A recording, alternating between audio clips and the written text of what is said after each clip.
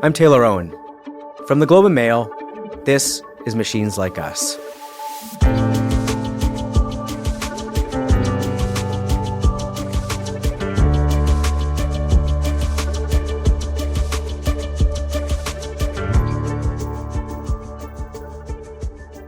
I spent my entire adult life on university campuses.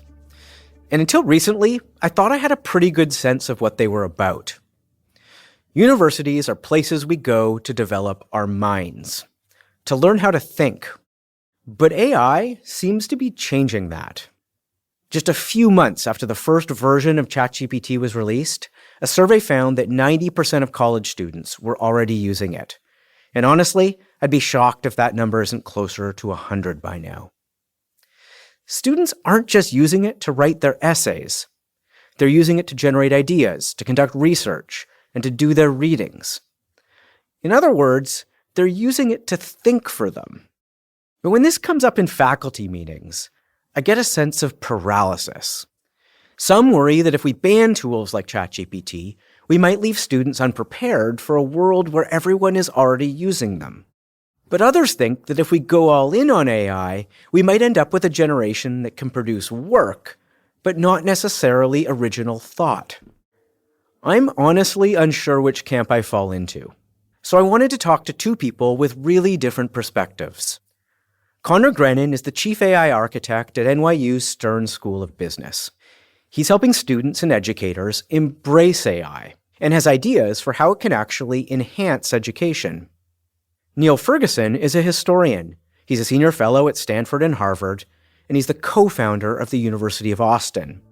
Lately, he's been making the opposite argument, that if universities are to survive, they have to return to their origins, cloistered spaces where students have to learn without the aid of technology at all. Whichever path we take, the consequences will be profound. Because this isn't just about how we teach and how we learn. It's about the future of how we think.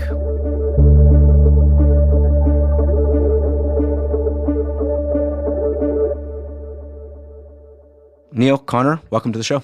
Yeah, thank you. Good to be with you.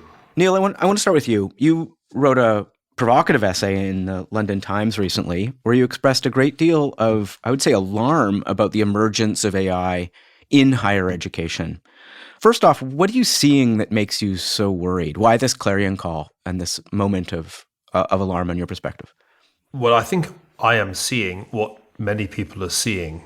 And so I based that article on what I had heard and read from multiple institutions.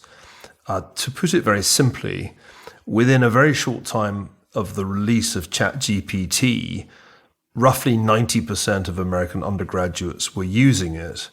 And the way they were using it was essentially to cut corners. And so I began to ask around and form the impression, which was then corroborated in a rather good article in New York Magazine, that an immense amount of undergraduate assignments in universities all over North America are being completed by large language models rather than by students. And I think it's fairly clear that that's bad, because if you're delegating reading, thinking, and writing to ChatGPT, you're not learning to do those things. And then, of course, there was a nice paper, somewhat controversial, that came out from MIT, Your Brain on ChatGPT, which certainly was interpreted by some in the media as meaning or showing that this kind of behavior is really bad for young brains. So that was the kind of starting point for the essay.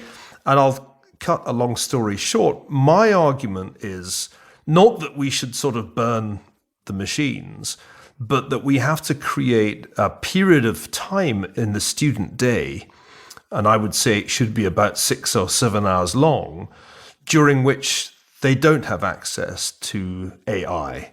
I'm going to assume that they do AI all the rest of the time, but for 6 or 7 hours, they shouldn't have access to it. They'll have to read and think and write for themselves. Last point, you'll have to abandon now decades-long practices of allowing students to do assignments in their own time with their laptops, far from the supervision of professors.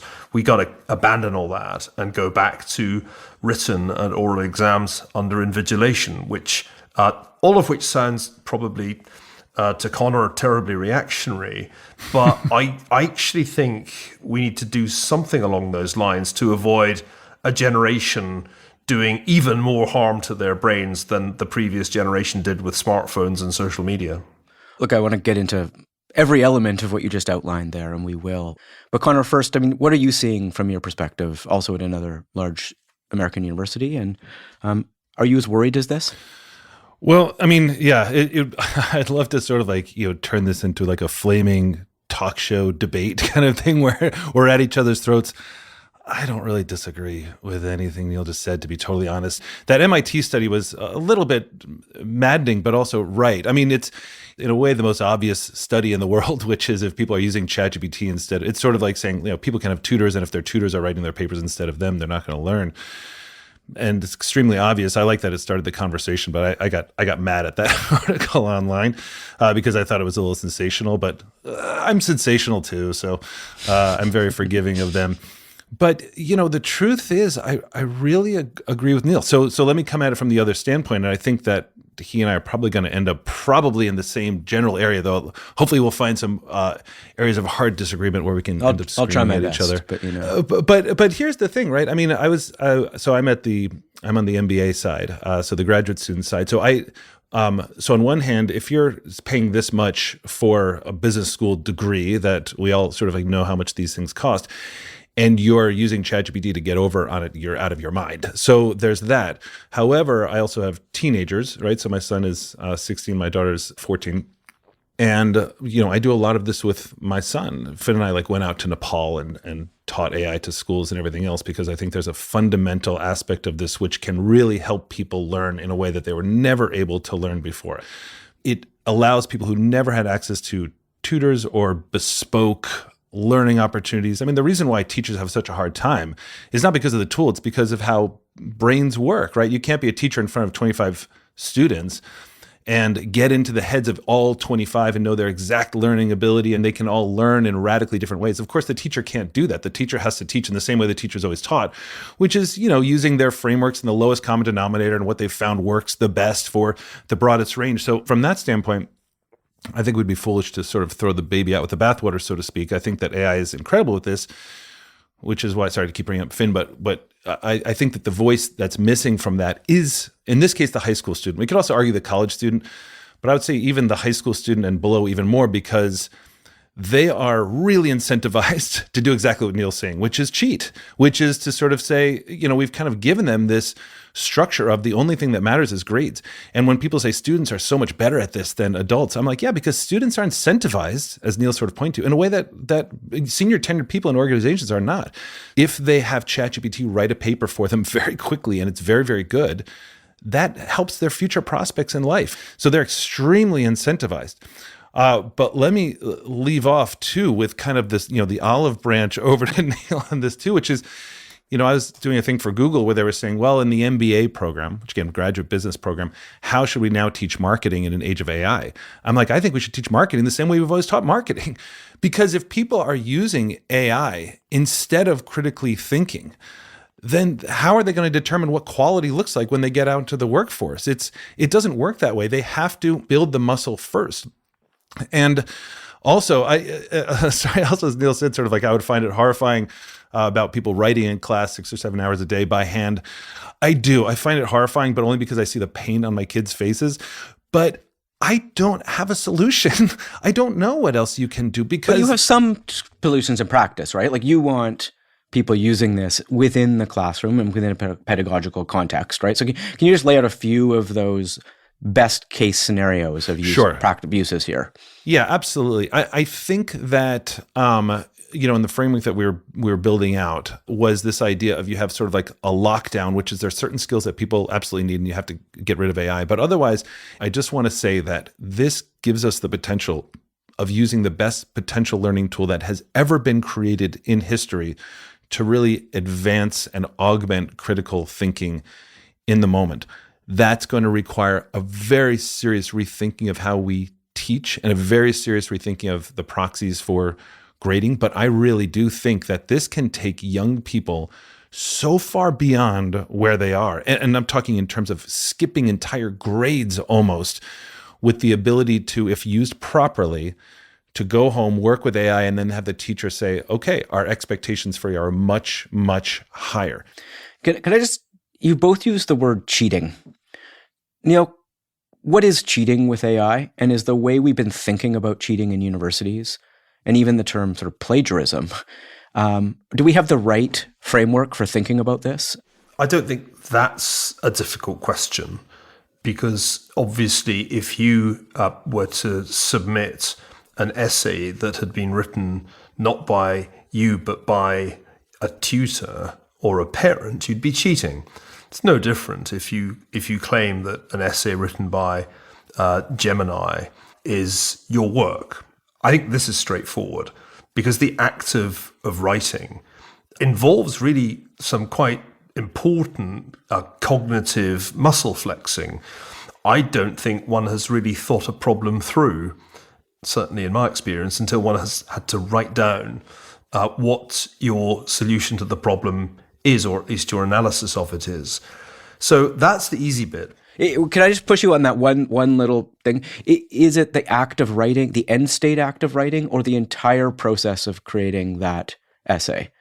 So what if a student uses AI to develop their outline, or to do a brainstorm their structure or something like that? Is that cheating as well? What if? That's what they all do now. The problem is, I think they're using it for all stages, right? Yeah, but absolutely. But that's very hard for us adjudicating that to determine at what point they have. This is why Connor said something very important in what he said before. We're going to agree a lot, actually, Connor. When you said if you use it in the right way, it's potentially the greatest teaching and learning tool ever. The wrong way to use it is the way it's currently mostly being used, which is to cut corners so that you don't have to read, think, or write. And these stages, reading, absorbing information, then thinking, and then writing, are tremendously important brain muscle actions. And if you don't learn how to do those things, then you really aren't educated. And that's a problem. The right way to use the large language models, just to focus on those for a bit, is the way that they're using them at a remarkable school, the Alpha School in Austin, Texas, just down the road from our new university. And there, Mackenzie Rice, with the support of Joe Lemant, is doing, I think, what Connor has in mind. That is to say, using the LLMs rather in the way that Neil Stevenson describes in his wonderful book, The Diamond Age, where the student has the ability to develop in a kind of customized way a question and answer relationship with the LLM. And this can greatly accelerate learning because, of course, it does tailor the process to the individual in a way that the traditional classroom just can't. Let me be clear. The traditional classroom, the way we have been doing things pre-ChatGPT, was already broken in a whole range of ways. I've been saying for years, I cannot understand why professors give lectures. Lectures are an incredibly bad way of teaching. The Socratic method has been around since, Socrates. It's better, but it's hardly used. And I could go on and on. So things sucked already. And that's partly why students cheat, because if you're confronted with a system that sucks, where you go to a lecture, some guy like me drones on for half an hour or an hour, and then you're given this list of things to read, all of which are kind of slightly turgid, and then you're expected to turn in an assignment, which regurgitates them in some way. Right. I mean, of course, people are going to take the line of least resistance once it appears, because none of this was particularly satisfactory before. So I think there's an opportunity here, and I'm beginning to see that it can be done radically differently. At Alpha School, we put our 7-year-old son into that school for a week, and it was clear that it had a tremendous benefit for him. So I think we need to be as innovative as they're being there. We kind of have to reinvent education in order to make this work. If we leave the old system and just patch on large language models like ChatGPT, we're going to end up with the worst possible combination of a little bit like, you remember the Hungarian economy under socialism? They pretend to pay us and we pretend to work. We pretend to work. That'll be it. That'll be university was, we will pay the tuition and then everybody's going to pretend to work. Or even including worse, the our professors. AIs will mark their AIs. Yeah, I mean, that's already happening. That is already happening. So, look, I think just to push on one thing, I think people who have read your essay will be a little surprised that you're putting your child in a school that uses AI. Can you say what Alpha School is doing differently than what you see happening on campuses and what maybe higher education could learn from that? So Joe Lehman and Mackenzie Rice have a common view that school as they initially experienced it was dreadfully boring. They've created a system which is very much using AI to allow students to learn at their own pace. And they've created incentives along the lines of, if you get this all done in 2 hours and really smash it, that's it, you're done for the day. You can go play outside. So that they're really changing the way that we think of education. Instead of everybody has to sit there for 6, 7, or 8 hours, they just can say, get through the work. If you do it really well, you're done. And so that was something that our son Campbell found exciting and disconcerting, but liberating. I think what's important here is the idea that you don't say, here's an assignment, and then they go off and get ChatGPT to do it. You actually say, here are a set of things that we'd like you to master. Maybe it's a set of mathematical concepts. And you're going to play with the problems. You're going to do a whole bunch of problems, and AI is going to see how quickly you learn. It's going to see how you get along, and it's going to respond to the way you do in the first run of problem sets, and that will generate the next set accordingly. And so instead of the student using the large language model to shortcut around an assignment, actually, the student ends up working a lot more intensively to achieve certain goals, interacting with a kind of living encyclopedia. It's also probably more fun, right, Neil? I mean, like it's a more enjoyable way of learning as well. The Alpha School is all about making going to school fun.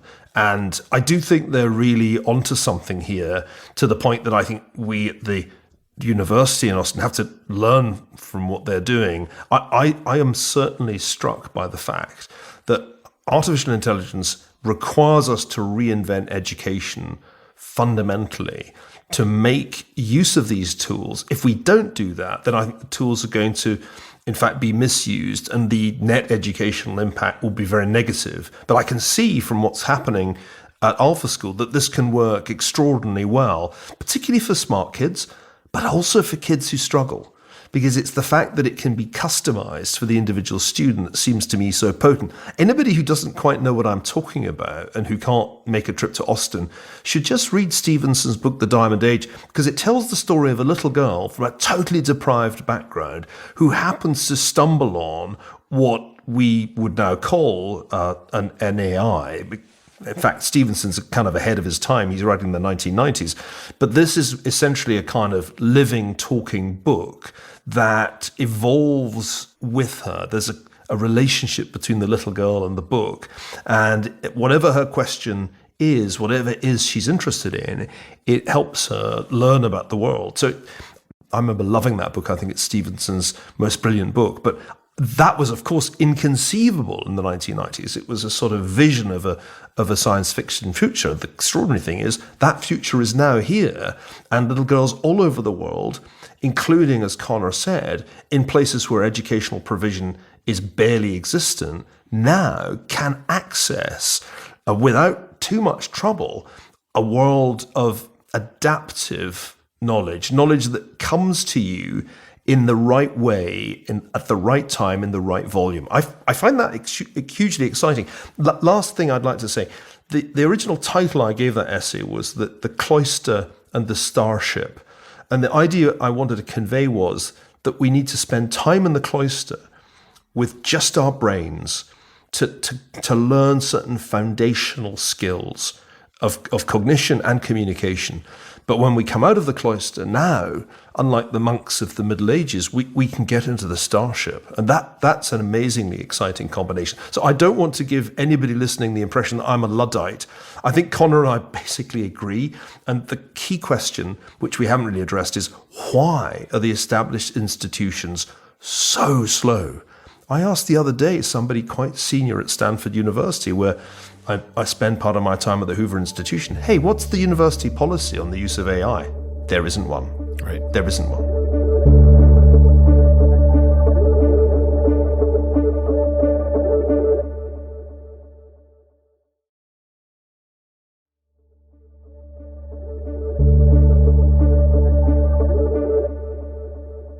Part of the challenge here is that, you guys broadly agree, I think, on most of this, but there's a lot of devil in details on how this is rolled out. And we are essentially, and as you say, a lot of it's just being pushed down to faculty, because I do agree institutions are in a mode of avoidance here. But we're being asked to sort of rebuild a 2,000-year pedagogical model on the fly using a technology that is evolving by the week. So Connor, one of the things I think we're touching on here is this moment of real cognitive development using a technology that allows for cognitive offloading. And those are really in tension with one another in a university. So Connor, how do you think through that? Like, how do we use these tools without that risk of cognitive offloading that can be so damaging to exactly what we're trying to do at a university? Yeah, the short answer is I don't know. But the more sort of like hopefully robust answer here is, yeah, it's easy to sort of say that we should reinvent education. I totally agree with with Neil on this, but how? I think that the relevancy here is who's incented. So when I see people out incented in the working world, it's very limited. It tends to be sort of small startups. People are like, oh my gosh, I need every tool that I need, I have because I have to do too much work, and here's one. But that is not the huge majority of people out in the workforce. And so when we think about education, the idea is that this requires a tremendous amount of educational, political will on the education level, whatever that is, educational will. And that's not the education system in certainly in our country, in the United States, for example, or in Canada, or I would even say Western Europe, right? It's just not how it works. We're like, nope, got this. And why is that? Because faculty have spent many, many years doing something the exact same way, and they've been voted faculty of the year and all that kind of stuff, and they know how to do it and everything. We sort of saw the same thing a little bit during COVID when everybody went online. They just tried to move everything online. And then the real innovative people are like, well, what's a better way to learn now that we have these new systems or something like that? But so I think the first thing we have to remember is that, and the way that I teach AI, so I have a company called AI Mindset, and we do generative AI, we do AI adoption, but we don't do it through teaching tools. We do it completely through understanding how the brain works and why the brain struggles with this. It has everything to do with the brain. So even as we're saying the tools are developing, like when I go out and talk to companies, I talk to some of the biggest companies in the world on this, my presentation hasn't changed in 2 years because it has nothing to do with technology. It has everything to do with how our brain operates. And I think that's really critical in education because there's a lot of people invested in how education works. And there's not a lot of people, and I love our teachers. I come from teachers, like I work with teachers, but I don't see a ton of teachers being like, all right, can't wait to change the way I've done everything and the way I've gotten, my PhD and the way I've done this my entire life. I just don't see that. And so that has to be incentivized. I think incentives are everything. So that's number one. And then I sort of like want to pivot into something that, and I hope this doesn't get clipped as a soundbite because I can imagine this headline, but what are the skills we actually really need, right? And by the way, I'm a writer. I've written books. I'm a published author, all that kind of stuff. So I care very, very deeply about writing. But I have to look in the collective global mirror here and say, do we still need to know how to write? Giant question mark, by the way. This is not Connor saying, do we still need to? But what I mean by that is, obviously, the calculator is a kind of a little easy example, but if we think about the calculator, all it did was democratize math, but it's not like kids don't have to learn math. And so I think that's probably going to be what we need to do. And gosh, my kids are going to kill me for saying this, but I think they need to write by hand or on an air-gapped computer so they learn how to write, not because writing is intrinsically important in the same way learning long division is not intrinsically important, but you don't see people working at NASA. It's not like because you have a calculator, you can work at NASA, or you can be a quant in a hedge fund. It requires skills beyond just the democratization of math through a calculator. But the important part, I think, is, do we still need writing in the same way we still need math? So what I mean by that is, I was just having this conversation yesterday with somebody I really respect, a CEO of a company, and she was saying, I don't know that I still know how to write. I'm using Claude and ChatGPT and things like that, and I'm feeling awful about it. I'm like, yes, but you did learn how to write, and so you're recognizing good quality.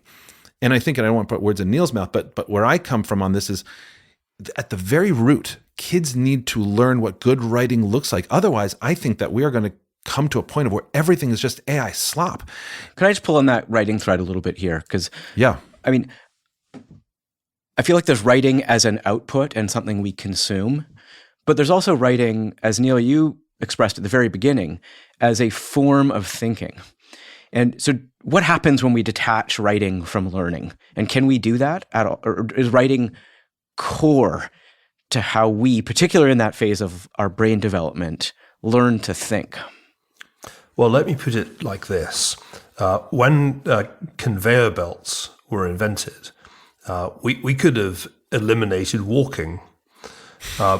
We could actually have made it possible to go everywhere on conveyor belts. And we could probably have made them quite fast. I see quite fast ones at some airports. Or hoverboards, maybe. Either one. But the point is that actually we all go, I bet all three of us go to the gym quite frequently. And we actually embark on physically difficult activities that are pointless, except for the fact that they keep us fit. And most students that I see at Stanford look to be in pretty good shape physically. But for some reason, we don't apply the same rules to our brains. Now, the point about writing is not that everybody should write a novel. In fact, I wish I could stop people writing novels. Far too many novels get written. And I wish I could also cut down the number of op-eds that are written. If we could do one thing for the world, it would be to decrease the number of op-eds.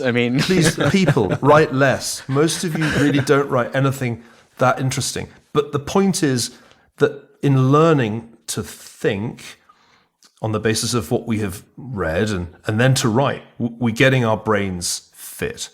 I'll give an example Connor will probably recognize, and you too, Taylor. I used to find that until I had taught something, stood up in front of a class and taught something, I wasn't quite ready to write the book.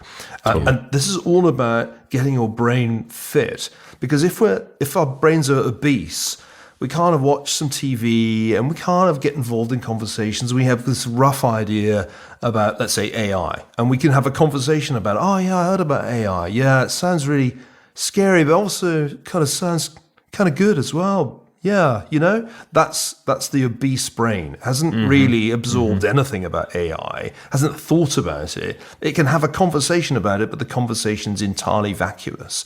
So what we really want to do in education is to have very, very fit brains that can very quickly absorb lots and lots of complex data, not necessarily in the form of words. It might be just the form of data or lumps of pottery, but they can absorb data in large quantities. Then they can think analytically, what does this signify? What's the pattern here? And then they can communicate to other human beings by writing or by speaking what they think they've inferred from all of this. These are the things that make our brains fit. And there is no doubt in my mind that in a world of very powerful computers that can not only be large language models, but can also do scientific research, our brains need to be super fit if we're to have purpose, if we're not simply to become Yuval Noah Harari's cow-like creatures milked for our data by AI. So I think just get into the mental gym, people. I say to the students at the University of Austin, one day I'm going to come in here, I'm going to tell you, you've got 2 days to read War and Peace, and you're going to be just shut in the library with the book. And then you're going to come out, and I'm going to ask you, what's the meaning of this book? That's the kind of thing that a smart person can do. Yeah, but Neil, so let me ask you this, because this is what I wrestle with all the time, right? Which is, and I love your two examples of exercise. So the example I sort of give is sometimes getting on the treadmill. And the reason that we may get off the treadmill very quickly is because our limbic system prioritizes, quick rewards and conserving energy, right? It's sort of like, this is why behavior change is so hard. So what I would posit here is that I see young people, by the way, so fit these days too. High school, college, and it's part of the culture, I think. But also, there is a huge incentive for them to get fit, right? They will look attractive to other people. It's almost like what drives us as a species, et cetera. And the challenge that I find that I'm trying to figure out, like, how do you incentivize students? Because students aren't incentivized by critical thinking, and they're not incentivized by learning. They're incentivized by, will they get the grade that, I mean, what you hear all the time, like, I'll just get into the great college and then I'll figure it out. Or I'll just get into the great law school and then I'll figure out all that kind of stuff. But we have set up a system that you were referring to earlier, which is grades are the holy grail. Like, I mean, everything else, and I'll figure out everything else later. It's the incentive structure. So I'm wondering, when you think about that and like, hey guys, like, you have to do this, it makes sense. But I feel like the internal incentive structure is broken, no? I think the employers have incentives too. The elite employers know that, for example, the Harvard degree can't really be worth what it used to be worth when the only grade that's given at Harvard is A. So the perception that grade inflation has caused a very serious decline in standards at the established institutions incentivize the best employers to find other ways of assessing ability. So you don't get hired by the big tech companies or the big Wall Street companies just on the basis of your GPA anymore, because they figured out over the last 10 years that that's not a good signal at all. So I think one of the interesting things that's happening is that recruitment is becoming more and more creative. I mean, I think of some of the quant hedge funds and how they recruit. It's actually by setting a whole bunch of examination type challenges to the would-be entry-level people. So I think the system's changing because there's an incentive, if you're an employer, to find out the really smart people, as opposed to the people who graduating summa, who took all the soft courses. I think what we're talking about here is partly, how do we make young people care as much about their brains as they care about their bodies? Now, my perception of academic life, of university life, is that while, of course, the athletes may attract a certain number of members of the opposite sex, there is still something sexy about being smart. I mean, I think. Oh, Neil. Maybe I'm just dreaming here, but I always felt it was my witty repartee. I always thought it were. I mean, I used to think it was the jokes anyway. But I think that's part of it. That we're not just interested in people's bodies. I mean, somebody can look like a supermodel or an Olympic athlete, but if what they say is just unbelievably dumb, it's not going anywhere. The other question is, how do you persuade people to take the same attitude towards academic success as currently exists in the military towards the elite combat formation? So I use the phrase the Navy SEALs of the mind to describe the graduates that we want to produce at the University of Austin. I want to convey a sense that there is an elite quality in the realm of intellectual life that we've not been valuing for the last 10 or 20 years. But now it's time to change and say, no, what we care about is brilliance, is real intellectual brilliance, in the same way that the Navy SEALs care about people who are physically extraordinarily courageous. So I think changing those norms, I think it's happening. I think we want to push in that direction so that young people are interested not in the perfect GPA, which you achieve by cynically taking the easy courses and telling the professors what they want to hear. Now we need to say, no. That's so 20 years ago. Now what we want are people who are just drop dead brilliant. And they can play a game of chess while at the same time coding, while at the same time doing math problem sets, while at the same time writing sonnets in ancient Greek. I mean, those people do exist, but they aren't valued as much, certainly not in the established institutions, as they should be.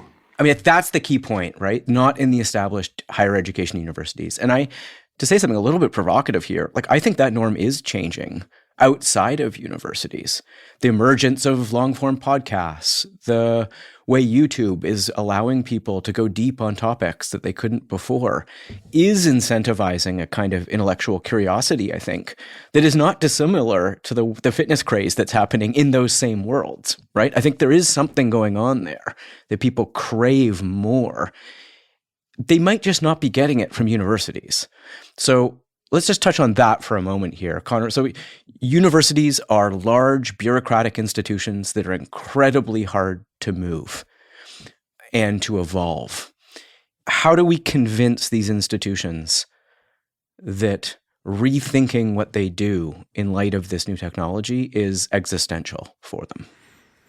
I mean, I think they know that intellectually. So first of all, I think we have to determine what problem are we trying to solve here, and I think that it has to be done pretty slowly and pretty carefully because, Taylor, what you're hitting on is exactly right. Like we are, and I think you phrased it exactly right, which is we're talking about giant bureaucratic institutions. These are not driven by, well, will I earn more money if I can produce students who are real critical thinkers? And by the way, again, family of teachers, I work in a university, like I'm very passionate about education faculty. I'm a faculty member myself at times. But we have to understand that most people have this very deep commitment to how they have learned and how they've always taught in the past. And by God, like AI is not going to change that. So if that means that you have to come into the classroom and just write it out by hand, it's just a colossal missed opportunity. If you can sort of extrapolate from Neil's son's school that sort of, is really kind of thinking about this on the young age and making education more fun. I think maybe it turns from fun into more incentivization. I think we have to be realistic about incentives. But the idea is, how do you actually incentivize faculty members in a state and in an institution that doesn't work like that? I mean, you can have an existential threat to. This is why you see companies like Meta spending billions and billions of dollars, because that's an existential threat to their business. It's P&L, it's money, the market drives this.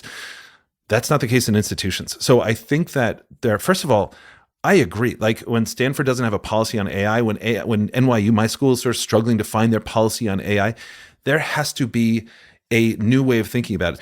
So instead, I would focus much less on the tech and much more on how do we get people excited about using this? Because once people start using this and start using it as a learning tool, and then, and I don't know where Neil falls on this, I'd like to ask him, I think that we have to put the onus on the guardrails. I think that it has to be, look, you cannot learn this way, because I just think there's too many teachers who will say, well, I've always taught this way, it's great. And too many students are like, yep, I get it, but I'll learn when I'm out of law school and it doesn't matter anymore. But right now, the incentive is getting this grade to get into a better law school. I think that the only, and by the way, this is a bit of a Luddite, very limited viewpoint, which I hate to have, but I don't know another solution. I think the guardrails have to be in place so firmly, which is where Neil started this conversation, which is, what if it was, he said 6 or 7, I would say more like, 3 or 4 hours a day where you have no access to AI. You have to learn. So that's the problem I'm wrestling with. You are maybe in the singular unique position of having spent decades inside the oldest university institutions and now being a part of creating a new one. I can only imagine how the older institutions would respond to your proposal. And I know it wouldn't happen quickly or maybe even at all. But how has the response been within a brand new one? Is this happening this year at the University of Boston, your cloisters and starship model? I need to answer that question after I pay my next visit, which is in a couple of weeks. Then I'll be able to say if it's working.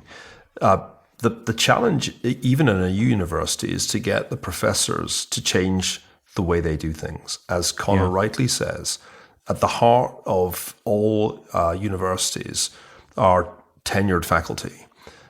With academic freedom, including on how they teach. Right. Not only can they not be fired, but they get considerable autonomy about how they go about things. And the reason that a university doesn't have an AI policy is that the default setting is to say we leave it to the professors. And that's what you'll almost certainly hear at most institutions. But what does that mean? That means that men and women in their 40s, 50s, and 60s are essentially allowing the students to misuse AI because they themselves don't really understand what's going on outside the classroom, and they have grown accustomed to do things in ways that are very easy to game.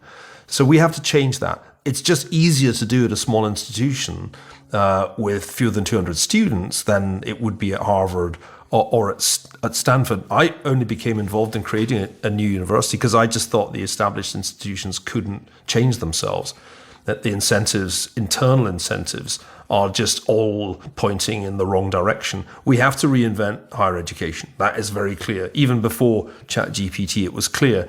And that's what we're trying to do in Austin. I hadn't fully realized until I looked at Alpha School, that the reinvention could be even more radical than I thought. And I'm beginning to see how the new the educational institutions of the future are going to work. And I still like my cloister and starship analogy, because I like the idea that my kids are going to spend some of the time learning the core skills, including how to do calculus and read Tolstoy. But then they'll be unleashed and let into the starship to use large language models and all the other things that AI provides, equipped with the mental discipline you need. Let me put it, see if you agree with this, Con. Let me put it like this. At the heart of using a large language model well is the way that you write the prompts. My view is that somebody who has not learnt to think properly is not going to write good prompts, is not going to really be able to use the tool at all, or will use it badly. Do you agree with that, Connor? Because it seems to me that part of what we're trying to do when we get people mentally fit is to equip them with the kind of cognitive skills that will enable them to use AI optimally. Yeah, I actually may take a different tack on that. So I kind of compare it much more to sort of like a managerial expertise. Like if you know how to get the best out of somebody rather than writing. So I think of it more, probably less about the prompt itself and more about how would you instruct a new colleague or a new employee? How would you get the best out of them? There's good managers and bad managers, and you know it when you see it a little bit. So maybe I might flip it on its head and say, I think the critical thinking is to take the output rather than the input and see, is this good? And also, and I want to see if you agree with this, it's actually, the output can be very, very good, but it doesn't have to be right. So I just did a thing for Masterclass, if you know the brand Masterclass, and like people are always talking about, hallucinations. I was trying to talk about how to get over the problem of hallucinations, which is when it lies very convincingly. I'm like, I'm not even sure that's the biggest problem. Hallucinations you can sort of spot much easier than you can spot the sycophancy, like, oh, that's a great idea, when in fact it's not a good idea. And the second part of that is, what if it's giving you outdated information? Do you know how to draw in the right part of information? So anybody can look at an output and be like, that's awesome. But the problem is, do you have the critical thinking to ask the right questions? Like, where's this getting this information? Is it just telling me I'm right because blah, blah? And then the third thing I think is the hallucination. So I'm with you on the critical thinking is critical. I would probably put it on the output, judging the output rather than the input. Yeah, I agree with that. My impression thus far, and I continue to run these experiments, is that there's a real problem in the fact that the models have not really been trained on the full corpus of high quality knowledge because Google Books lost their case and a lot of extraordinarily important literature is not accessible online. And so what I notice when I ask, say, Gemini or Deep Research to answer a question is that it comes back rather thin, without the kind of depth of scholarship and knowledge that you would have if you had access to all the books in the Bodleian Library or Widener. And I think that's because of that very important case that Google lost. Google wanted to put every book ever written, including all of mine, on Google Books. Now, they kind of won with YouTube because every single piece of content I ever did on television is free available on YouTube now, but they lost the books case. And that means that it's hard to train a large language model on the real quality literature that's been published in our time. So I'm still, to be honest, I'm underwhelmed by the outputs. I read them and I think, B plus, maybe, at best. It's never original. It can never, ever come up with anything original, except when it's making it up, which is obviously not what we want. I think we might have actually found our point of disagreement here. And I think I'd love to keep going down this path. It took us an hour, but we got to this point. I suspect a little bit of disagreement about what you just said there, Neil.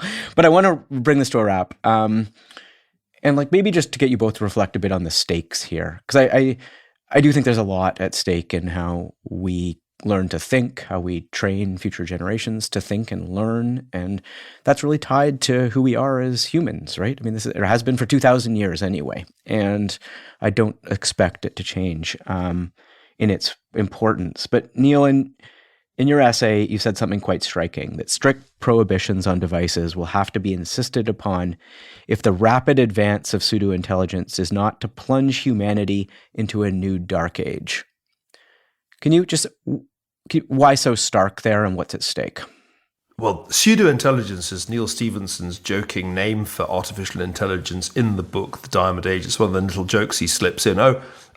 We call it PI, not AI. So credit where it's due. John Haidt has written very compellingly about the damage we've already done to young people's brains by allowing them to have smartphones and social media, or what used to be called social media and is now actually AI media rather than social media. And I think that the next level damage is what we're currently doing, because we're essentially cutting off a generation from learning the key skills of absorbing data, thinking about it analytically, and then producing convincing communications about it. Henry Kissinger, whose biography I'm in the midst of writing without the help of AI, said after he had large language models explained to him, he wrote a brilliant essay for The Atlantic saying, this is the potential to take us back to before the Enlightenment and the scientific revolution, because things will start to happen around people that they can't explain. I mean, you don't really understand how the AI arrived at its answer. And that was a very, I thought, profound insight for a man in his late 90s. He saw early what it implied. And I think he's going to be vindicated if we carry on down this road. I think we're going to have a generation that is even more cognitively harmed than the generation that just was hit by smartphones and social media. Connor, how do you frame the stakes? Do you agree? It's a great question. And so I think the John Haidt analogy is sort of apt. He wrote The Anxious Generation. He's a colleague of mine over at Stern, so we get to do some stuff together over there. But it's funny because my kids just started back at school, and they just instituted that policy that John has been pushing, which you can't have your phones during the school year, during the school day, which we're all in favor of as parents. But interestingly, like in John's research shows all this, the kids want that too, right? The kids are happier when they don't have their phones. So what does that mean for this? This is the question, right? Because it's even as the kids, even the kids themselves, if we said, hey, you said you're happier not having your phone. Yeah, absolutely. Okay, then don't have your phone. It's like, but that's kind of what addiction is, right? And maybe to sort of like take a slightly different tack on this, are we talking about addiction? Now, I'm not sure AI is a bad addiction. From a adult standpoint, like I don't think my addiction, quote unquote, to AI is a bad thing. I think it helps me produce much better things. But I'm also like learning. I have a pretty good incentive structure in my life, but kids don't. And I guess what I would say on this is, even when they know that they need to critically think. So maybe I'll say this, the way that Finn and I teach this together, my son Finn and I teach this together, is we talk about like a mountain, right? And from the bottom of the mountain, the kids just think, okay, the top of this mountain, I just got to get up to the top. And one is a trail and the other's a gondola. The winner gets to the top. And then they get to the top and they realize it's not a mountain, it's a plateau. And they have to now, it's the beginning. It's the starting point. It's not the end. And now they have to go into this workforce. And the people in the workforce are going to be like, well, who has the muscles to handle this, right? And so that's the problem. So even if we tell them, and even if they know intellectually, the incentive structure is all screwed up, I think that we probably have to force kids, even though they understand, even though they want to critically think, we have to force them to critically think, because otherwise the incentives, in the same way, if you just give them Snapchat and Instagram and everything else, they'll use it, even though they don't want to. I think we have to have guardrails in place, and I don't know how else we do this. Maybe that's short term. I don't know, but I agree with Neil. I think that critical thinking is that important that it deserves our attention and putting the guardrails in place for their own protection. Look, I think that's a pretty great way to end this conversation. And thank you both for both talking about this, but also the thinking you're putting into this moment of transformation. And I started by saying, I think this is transforming the university, and I think it fundamentally is. And it's our responsibility to figure out how to keep that model alive in some capacity, I think. And so thank you both for the work you're doing on that and for talking about it. It's been a pleasure. Thank you.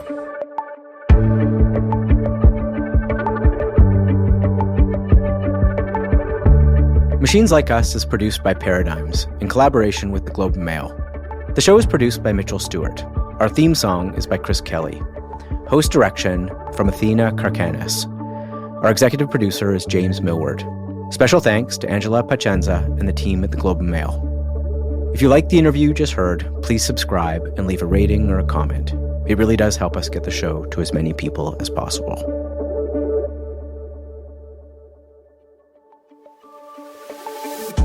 Machines Like Us is supported by the Max Bell School of Public Policy at McGill University. The Maxwell School offers public lectures and seminars across Canada and online, in addition to their 11-month Accelerated Masters of Public Policy program, which is accepting applications now. Learn more at mcgill.ca/Maxwell School.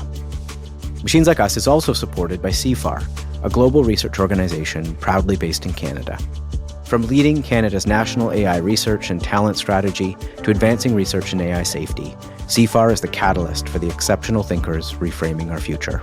Explore their work at cfar.ca.